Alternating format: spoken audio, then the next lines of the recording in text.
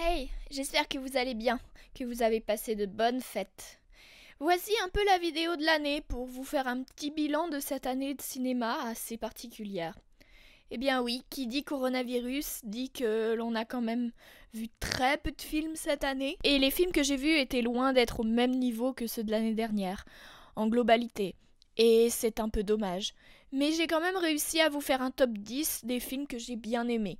Par rapport à l'année dernière, tous les films de mon top, même les mentions honorables, je les ai vraiment adorés. Mais là, je les ai juste aimés.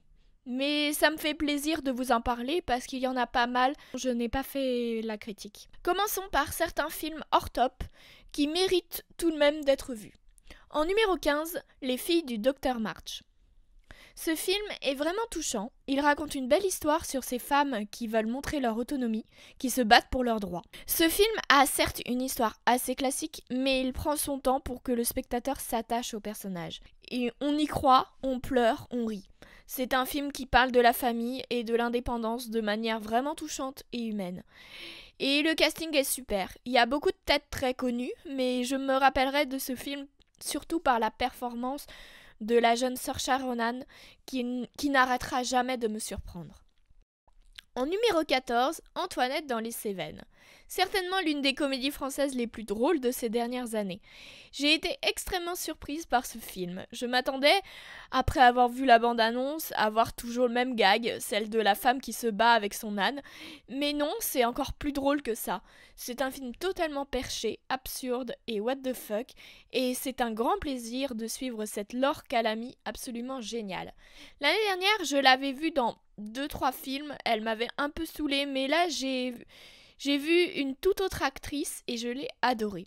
Elle est délicieuse, drôle et super attachante. En numéro 13, Petit pays.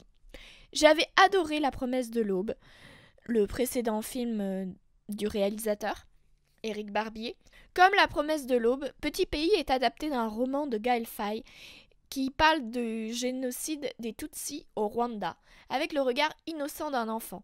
Je ne connaissais pas du tout cette histoire, et comment le film la raconte, et la met en scène, ça m'a terrifiée, et il m'est arrivé de pleurer. Le regard de l'enfant n'est peut-être pas assez montré au début, mais davantage dans la seconde partie quand il voit les corps. C'est un film très triste, mais très beau et bien mis en scène. Il est assez proche d'un documentaire. Et j'ai beaucoup aimé les deux jeunes acteurs principaux qui sont vraiment excellents. En numéro 12, Une sirène à Paris. Ce film est un petit bijou. Ça fait longtemps qu'on n'a pas fait en France un cinéma fantastique, en plus avec des chansons, et c'est cool de voir ça franchement. C'est un film charmant, rempli de douceur, et même s'il a pas mal de facilité scénaristique, c'est un film qui veut toujours bien faire et qui offre de l'originalité et de la nouveauté dans le cinéma français. Ce que j'aime vraiment dans ce film, c'est son côté très théâtral, avec les chansons un peu cabaret et des costumes un peu vieillots. Puis je suis vraiment tombée sous le charme de cette jeune actrice, Marilyn Lima, qui est à la fois douce et charismatique et que j'aimerais beaucoup revoir dans des films à l'avenir. En numéro 11, Les Traducteurs. J'ai vraiment beaucoup aimé ce film. Je trouve cette ambiance Cluedo, Agatha Christie, assez originale et prenante. Le suspense est bon jusqu'à la fin et vraiment accrocheur. Bon, je dois reconnaître que certains retournements sont parfois assez excessifs, un peu tirés par les cheveux, mais c'est drôle et le film est plutôt malin dans sa construction. Ce film traite de beaucoup de choses intéressantes, comme la propriété artistique, qui est une thématique assez prenante. C'est original aussi de voir un casting venant de toute nationalité, ce qui rend le film plutôt audacieux. En numéro 10... Donner sous X depuis 30 ans, c'est très difficile. À ce point? Oui, ça c'est normal. Hein. Donner c'est donner, reprendre c'est voler. Je m'excuse, mais je trouve ça trop injuste. Quoi, on peut rien faire alors? Ça peut prendre du temps. Mais c'est-à-dire, j'ai un souci de santé. Si vous êtes pressé, on s'en sort plus. Excusez ma grossièreté. Adieu les cons. Un des derniers films que j'ai vu cette année. Albert Dupontel est un réalisateur que j'aime bien. Son dernier film, Au revoir là-haut, était vraiment un film somptueux, mais j'ai beaucoup plus aimé Adieu les cons. Ce film est assez étrange, très absurde, mais quand c'est bien fait, j'aime beaucoup. Le personnage de l'aveugle est certes assez stéréotypé, mais il est super drôle. Et Nicolas Marié est un acteur est un acteur assez étonnant, comme Virginie Efira, qui souvent, je trouve, joue un peu le même rôle. Là, elle a un charisme assez simple, elle est attachante et n'a jamais été aussi touchante. J'ai trouvé la réalisation de ce film vraiment incroyable. Il y a toujours des idées de mise en scène vraiment super, comme quand il monte à l'escalier et l'ascenseur qui fait quelque chose de très esthétique. Les couleurs sont très belles, surtout ce qui est fait avec le flashback, avec un mélange de dessins, c'est plutôt impressionnant.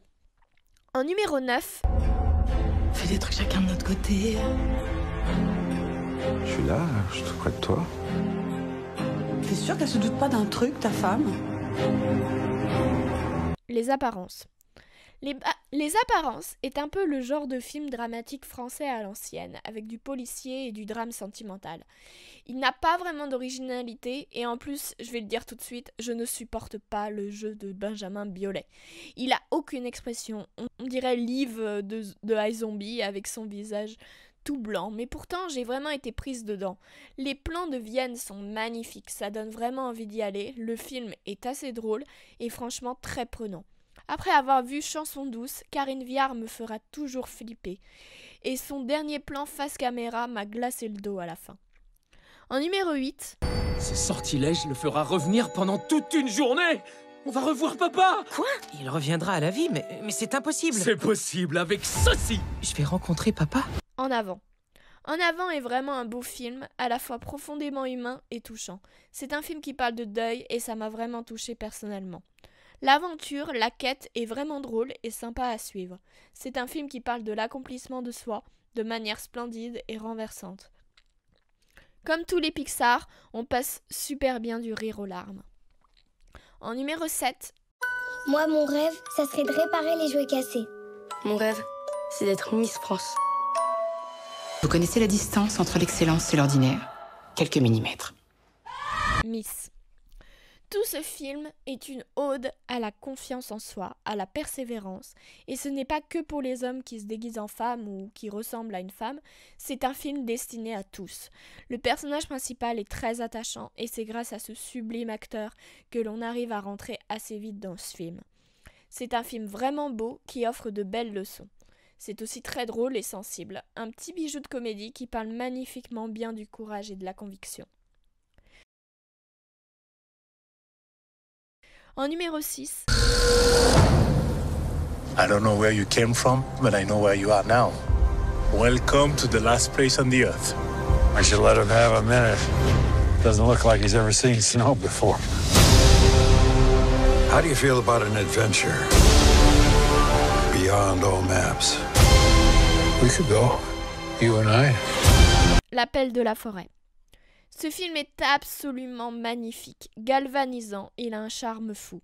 Et ce qui est génial, c'est qu'il a un profond respect pour la littérature d'aventure. L'émotion entre les personnages est juste et on a une relation belle, sincère, entre l'homme et le chien avec la nature sauvage comme décor, et tout cela sonne comme universel. C'est même assez original, mais en même temps assez sympathique de s'attacher à un animal dans un film live action. La qualité visuelle est énorme. Le film est tourné au Canada en pleine montagne et c'est incroyable. Les montagnes enneigées, les avalanches, les vallées, les cascades, les aurores boréales, tout ça est à tomber par terre.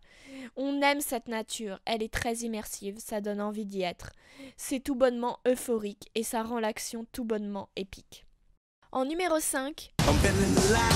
Consacre chaque minute de ta vie à cultiver ce qu'il y a de mieux en toi. Ta force, ta passion. Ça fait je sais plus combien de temps que je suis là, et jusqu'à maintenant, rien ne m'avait donné envie de vivre. Voilà que tu débarques et tu te débats comme un dingue pour y retourner, pourquoi? Ça vaut le coup d'aller voir. Soul. Seul film que je n'ai pas vu au cinéma dans cette liste, et c'est bien dommage parce que ce film est magnifique. Comme les films Pixar, mais là il a une animation assez atypique par rapport aux autres. C'est assez photoréaliste avec les lumières, la lumière, les objets, les feuilles.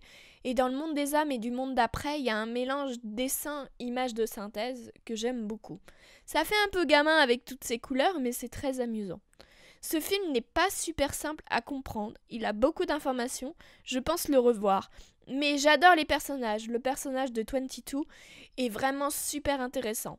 Le film a une vision peut-être un peu simpliste et américanisée de la vie, mais son ambiance et sa morale sont vraiment magistrales et m'ont fait tirer une petite larme à la fin. En numéro 4... Pour qu'on parle de ce que tu as fait. Le juge a besoin de savoir pourquoi tu agis de cette manière, et c'est à moi de donner mon avis. Non, ça vous regarde pas. Ça va, mon chéri? Ouais. Mon Dieu, mais qu'est-ce que tu lui as fait? Maman, ça chavirait, c'est tout, c'est rien. Un bon bain chaud, c'est tout ce qu'il te faut. Allez! Avec ta mère, vous faites ça à tous les mecs qui chavirent. C'est que c'est ma première fois. Hein. Tu te détends, tu résistes jamais au mouvement. Tu te laisses aller. Été 85. Je voulais tellement en parler de ce film et résultat non parce que je l'ai vu trop tard. C'était sa dernière semaine en salle. François Ozon est certainement l'un de mes réalisateurs préférés et même si j'ai des réserves sur Bifam et Potiche, j'adore Franz et Une nouvelle amie qui font partie de mes coups de cœur de la décennie. Il parle de manière très intéressante et intelligente de la complexité des relations et dans Été 85 ça se ressent beaucoup. Ce film nous parle d'un personnage qui n'est pas amoureux de ce garçon mais qui est amoureux de l'amour. Et j'aime vraiment cette écriture et cette intrigue. La réalisation est sublime, ça nous fait retomber en vacances, c'est très immersif. Et je suis totalement dingue de ces deux jeunes acteurs.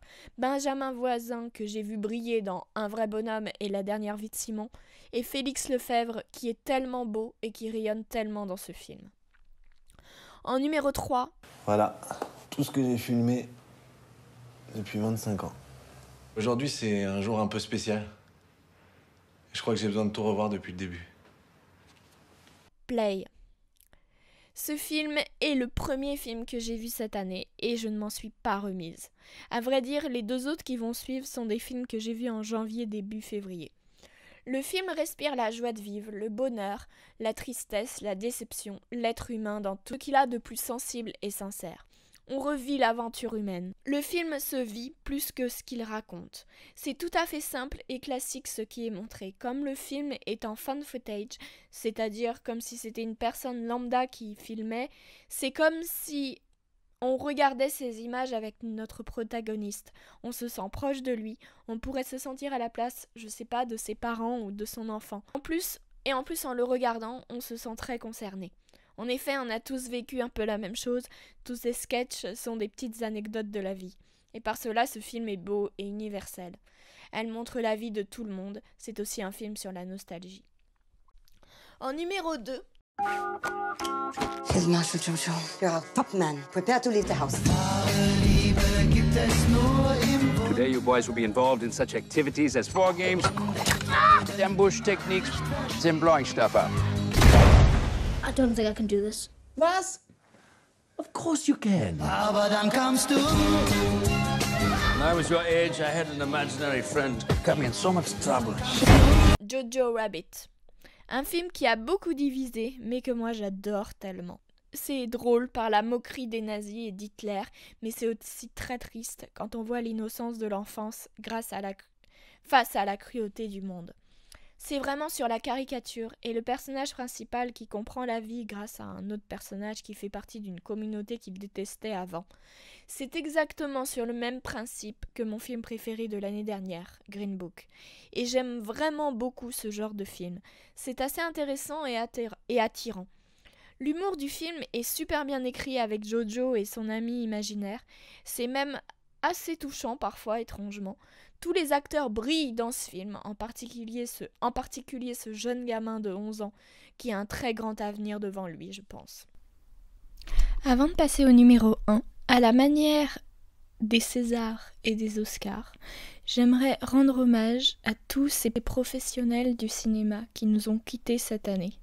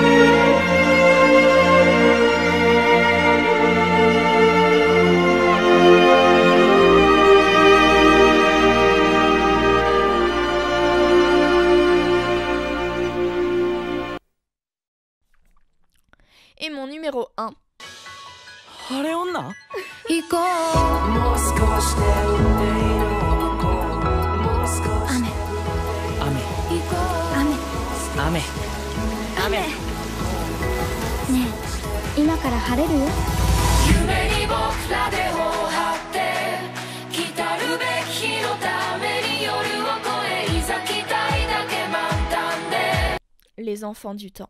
J'ai revu Your Name il n'y a pas longtemps et je le trouve moins bien que Les enfants du temps. Il n'a pas le même charme, la réalisation est sublime, mais Les enfants du temps le surpassent. Et l'histoire est beaucoup trop compliquée dans Your Name. Les enfants du temps est tout simplement un chef-d'œuvre de l'animation. Tous les mouvements de caméra, les lumières m'ont transporté et ému aux larmes. C'est super de l'avoir vu en salle. Je l'ai vu 2 fois et j'ai pleuré 2 fois. C'est aussi une splendide histoire d'amour, originale et tout simplement magique. Il y a beaucoup de plans de Tokyo qui me donnent vraiment envie d'y aller. Ce film est la définition du rêve parce qu'il est somptueux et il raconte un véritable conte sur le temps et la vie.